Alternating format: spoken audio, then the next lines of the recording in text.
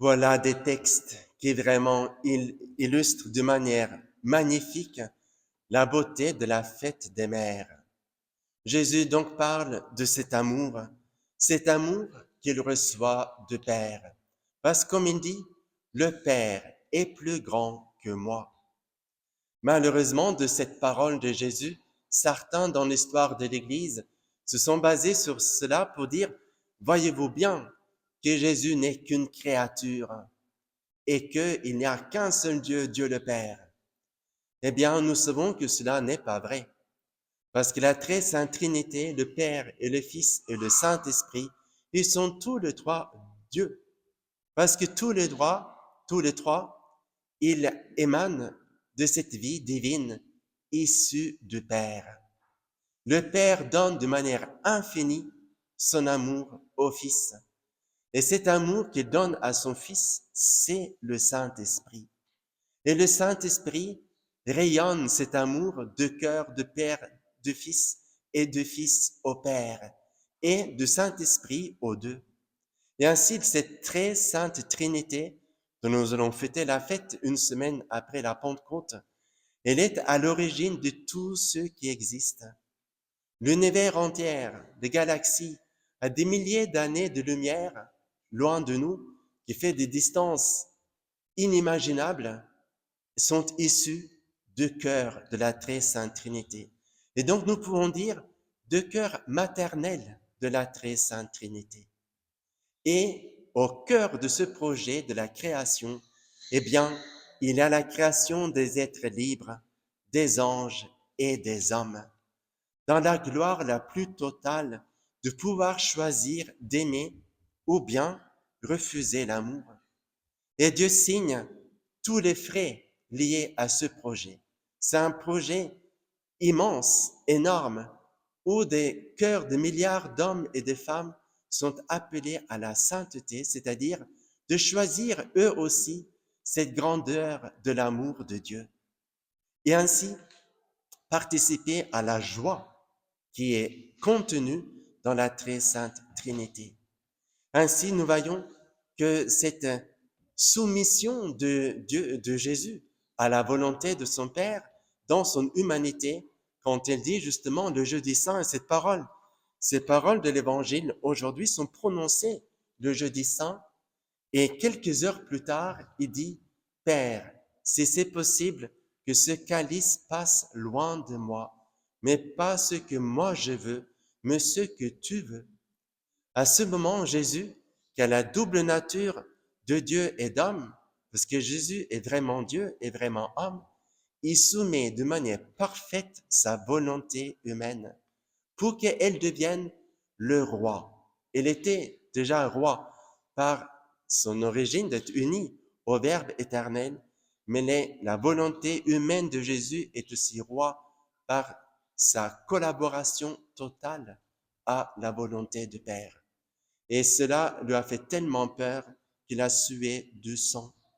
Et donc nous voyons dans le mystère de la très sainte Trinité, dans le cœur de Jésus, cette réalité de ceux qui sont les mamans sur terre, qui aiment leur mari et qui dans cet amour avec leur mari, et elles ont des enfants, et le père et les mères engagent leur amour commun dans l'âme de leurs enfants pour qu'ils grandissent à l'image de cet amour que eux, ils ont reçu de Dieu et qu'ils souhaitent de tout cœur léguer à leurs enfants.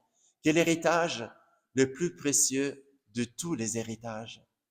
Et ainsi, toutes les femmes de la terre peuvent puiser de cœur maternel de la très sainte Trinité, de cœur maternel de Jésus, tout l'amour dont elles ont besoin pour aller jusqu'au bout de leur vocation. Et vous savez que sur bien de tabernacles, il y a le pélican qui est dessiné. Le pélican qui, pour donner à manger à leurs enfants, il y a aussi d'autres oiseaux qui se blessent pour donner de leur sang à leurs enfants. D'une part parce que peut-être ils n'ont pas trouvé à manger le jour même, donc ils se blessent pour donner du sang à leurs enfants, ou parce que leur sang donne des choses que les autres aliments ne donnent pas. Et c'est ainsi que nous voyons cet amour et de père et de mère envers leur enfant qui est quelque chose d'extraordinaire. Nous, les prêtres, nous voyons la patience que les parents ont avec leurs enfants est quelque chose vraiment d'extraordinaire, une patience sans limite. Mais ils sont de ce côté-là, à l'image de la très sainte Trinité qui donne un amour sans borne, infini, jusqu'à la vie éternelle. Eh bien, aujourd'hui, dans notre diocèse, nous fêtons Sainte Sophie, Madeleine Sophie Barra, dont il fête ces jours-ci à Joigny le centenaire de sa canonisation. Sainte Sophie Barra est née donc juste après la Révolution française, c'est-à-dire elle est née même avant la Révolution française. Elle est instruite par son frère prêtre et elle a quitté donc Joigny à un certain âge, elle est allée à Paris et pendant tous les bouleversements de la terreur et de la Révolution, son frère qui était prêtre instruit sa sœur dans l'amour de Dieu. Et cela a tellement bien fonctionné que cette Madeleine Sophie, elle a voulu se consacrer à Dieu et donner toute sa vie à l'éducation de jeunes filles. Et ainsi, elle a fondé l'Institut du Sacré-Cœur pour l'éducation de jeunes filles, notamment de jeunes filles issues de l'aristocratie. Vous avez, dans les années après la Révolution française, de s'occuper de jeunes filles issues de l'aristocratie, et c'était de défier la violence des révolutionnaires qui ne souhaitaient qu'une seule chose, couper la tête à toute l'aristocratie.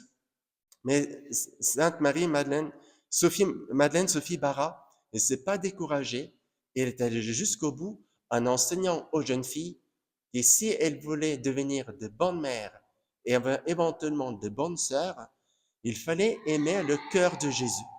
Ce cœur de Jésus justement qui se blesse tous les jours pour nous faire vivre de l'amour de Dieu. Eh bien, maintenant, nous allons célébrer l'Eucharistie. C'est Jésus qui de nouveau se blesse le cœur pour que nous puissions recevoir de son amour, de son sang. Et ainsi, Jésus, pour tout le temps, il est notre Mère éternelle parce qu'il nous sauve par son sang, il nous donne son pardon, il nous donne la force et la joie de sa vie divine et ainsi nous élève comme des vrais enfants de Dieu. Ainsi, demandons au Sacré-Cœur de Jésus, dans la joie du centenaire de la canonisation de Madeleine Sophie Barra, de donner à toutes les sœurs qui ont une maternité spirituelle, à toutes les mamans qui ont une double maternité et physique et spirituelle, pour que les enfants puissent comprendre la grandeur du Sacré-Cœur de Jésus, source de tout amour, de toute paix et de toute joie. C'est ma dernière messe de dimanche célébrée ici à Mailly-le-Château.